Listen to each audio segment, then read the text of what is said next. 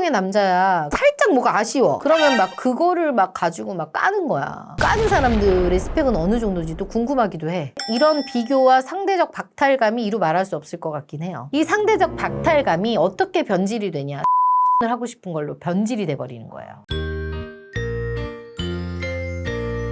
제가 한 15년 이상 이 업계에 있고 또 이제 고객들을 상담을 하면서 느낀 거는 요새 들어 가면 갈수록 사람들의 눈높이가 무지무지 깐깐해지고 높아지고 있다는 거죠. 너무 힘들어요. 이게 남녀 불문하고 똑같이 이래지고 있으니까 예전에는 여자들 눈 높은 거 찍었었는데 남자도 똑같다는 거죠. 아우 남자들이 더하면 더했지 이제는 달라졌습니다 시대가. 취업 시장에서 스펙도 다양해지고 어떻게 보면 눈높이도 높아지는 것처럼 결혼 시장에서도 지금 똑같은 양상을 보이고 있는데 그래서 가장 많이 하시는 말씀들이 오셔서 취업보다 더 힘든 게 결혼이에요 라는 얘기들을 진짜 많이 하거든요. 맞는 말 같은 게 취업할 때는 집안 안 보잖아요. 그렇지. 결혼할 때는 집안 다 보고 보잖아. 자산 보고 다 보잖아요. 다 보지. 더 힘듭니다. 그래서 내가 왜 이렇게 됐는지를 곰곰하게 생각을 해봤어요. 분석을 해봤더니 한 5가지 이유가 있더라고요. 그래서 오늘은 현대인들의 눈높이가 깐깐해진 이유에 대해서 한번 이야기해보겠습니다. 첫 번째입니다. 완벽주의와 비교 습성입니다. 우리나라는 언제부턴가 모르게 완벽하게 이제 모든 게 준비되어야 결혼할 수 있다라는 전제가 깔린 것 같아. 예를 들면 결혼할 집도 있어야 되고 그 다음에 스펙도 좋아야 되고 근데 예전에 우리 엄마 아빠 시대에는 어땠어요? 그냥 단칸방에서도 시작을 했었거든? 그때는 다 같이 잘 살지 못한 시대여서 그랬는지 몰라도 근데 요새는 이제 어때 여자들이? 너 원룸에서 시작할래? 그러면 시작한다는 여자가 몇 명이나 될까? 그리고 여기에는 서로 끊임없이 비교를 해. 누구는 결혼할 때 남자가 25평 집을 해왔다더라. 나는 지금 뭐 투룸에서 시작을 해야 되냐 등등 이렇게 비교를 하게 되죠. 이 하나하나도 문제인데요. 이 2가지가 서로 융합돼서요. 서로를 옥죄고 있습니다. 완벽하기를 원하니까 조건 10개 중에서 한두 개만 괜찮으면 선택하는 게 아니라 한두 개가 별로면 까버리는 거야. 예를 들면 남자가 돈도 잘 벌고 집안도 좋은데 다 좋은데 키가 작아. 안 볼래요? 다 좋은데 나이가 좀 많아. 안 볼래요? 나이 많아요. 이래버리는 거죠. 그렇다 보니까 상위 10%이신 분들 뭐 예를 들면 대기업 다니고 공기업 다니신 분인데 상위 1% 가업 승계하는 아드님 뭐 이런 분들하고 비교당하면서 까이는 거야. 대기업이면 진짜 너무너무 좋은 거거든요. 금수저 때문에 까이는 거야. 이게 진짜 말이 되는 거냐고요. 인터넷 커뮤니티 보면 저도 진짜 웃겼던 게 뭐냐면 육각형의 남자야. 근데 이 육각형의 남자를 가지고요. 살짝 뭐가 아쉬워. 그러면 막 그거를 막 가지고 막 까는 거야. 그럼 난 그럴 때 그 까는 사람들의 스펙은 어느 정도인지 또 궁금하기도 해. 근데 봐봐 살면서 완벽한 사람 몇 명이나 봤어요? 손에 꼽지도 않아요. 손에 꼽지도 없지 진짜. 진짜 없거든? 저희 앞에 있잖아요.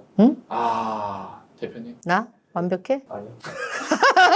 아, 씨. 해야죠. 완벽하다 진짜. 아, 짜증나네. 그래서 끊임없이 비교하고 이러면 우리가 살기가 팍팍해요 안 팍팍해요? 불행하고 살기가 힘든 거죠. 그러면서 눈은 더욱 깐깐해지는 거죠. 그렇게 해서 눈이 높아집니다. 그다음 2번째입니다. 손해를 기피하는 마인드입니다. 이게 무슨 말이에요? 요즘 남자 여자분들 얘기 들으면요. 나 결혼 안 해도 아쉬울 거 없어요. 이렇게 얘기하시는 분들이 너무 많아요. 왜 그렇게 말을 하는 걸까요? 뭐 대처할 게 너무 많기 때문에 결혼 안 해도 그만인데 진짜 괜찮은 사람 아니고서는 굳이 내가 뭐 결혼을 해야 되나? 이렇게 얘기하시는 거죠. 그리고 더군다나 결혼을 잘못해서 오점이 생기는 주변 사람들을 보고 또 이런 생각을 하는 거지. 역시 결혼은 안 하는 게 맞구나. 어떤 오점이 있어요? 이혼이라는 딱지, 재산 반토막, 뭐 아이 양육권 뺏기고 또 다시 새로운 여자를 만나려고 하면 이혼남이라서 안 되고 이런 안 좋은 사례들을 많이 보는 거지. 잘못된 결혼은 리스크라고 생각하기 때문에 유하게 보지 않는 거죠. 결혼에 리스크가 있으니까 리스크를 없애기 위해서 깐깐히 본다 이런 거예요. 그렇죠. 그렇다 보니 결국 스펙, 성격이 보니까 딱 맞지 않으면 결혼을 손해라고 생각하는 거야. 이런 결혼을 한다는 걸. 그리고 리스크라고 생각을 하기 때문에 까다롭고 깐깐하게 따지는 거죠. 그리고 요즘 부모님들도 야 그런 남자랑 결혼할 때 혼자 살아 라는 얘기들을 하시는 부모님들도 있어. 왜냐면은 결혼정보회장의 대표인 저도 저희 엄마가 뭐라 그랬냐면 야 너 능력인데 혼자 살아.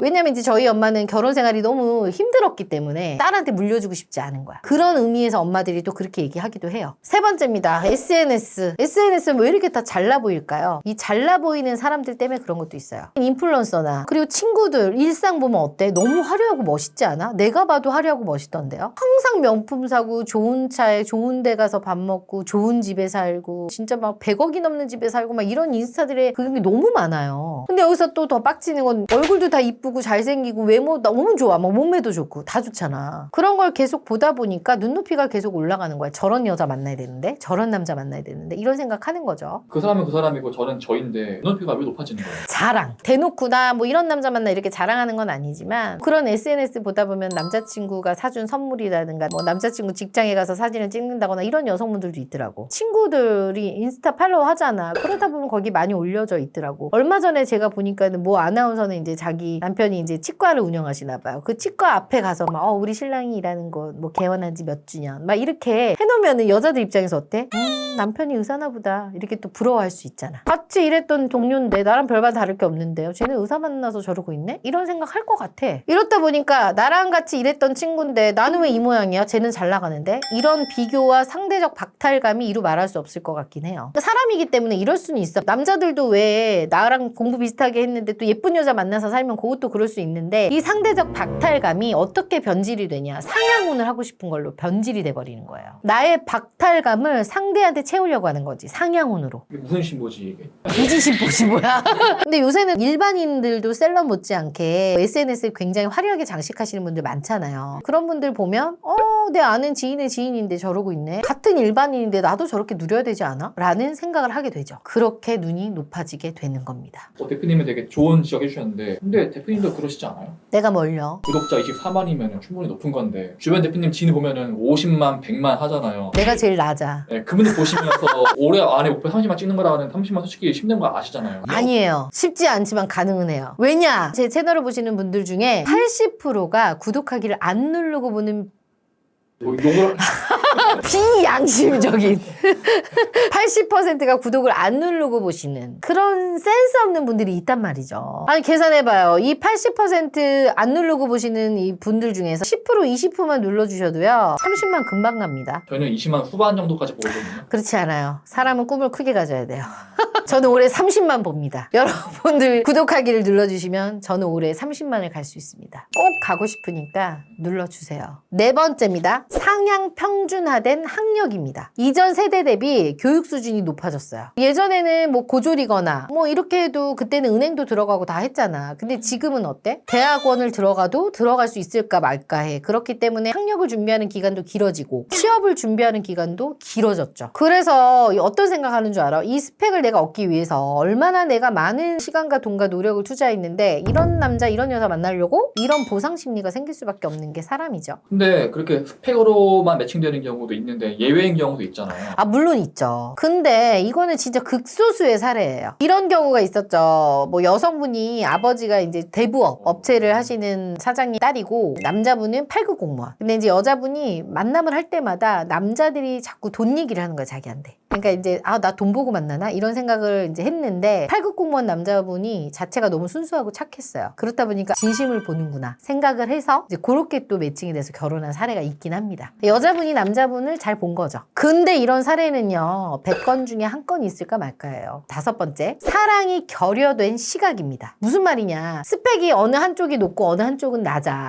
그런데 여기에 사랑이라는 감정이 있으면 그걸 커버할 수 있단 말이죠. 근데 사랑하지 않는 제3자의 입장, 남의 입장에서 보면 그 스펙만 가지고 따지기 때문에 아무래도 하나하나 깐깐해질 수밖에 없는 거죠. 자, 피디님 내가 예시를 들어볼게. 중소기업에 다니는 여자가 있고 대기업에 다니는 여자가 있어. 딴 조건 다 똑같아. 누구 만날래요? 당연히 대기업 여성이죠. 이렇게 된다는 거죠. 근데 이 중소기업 여자가 나는 3년을 만났던 여자고요. 대기업의 여자가 있어. 그럼 누구 만날 거예요? 원래 만나는 여친을 만나야죠. 근데 왜 아쉬워해?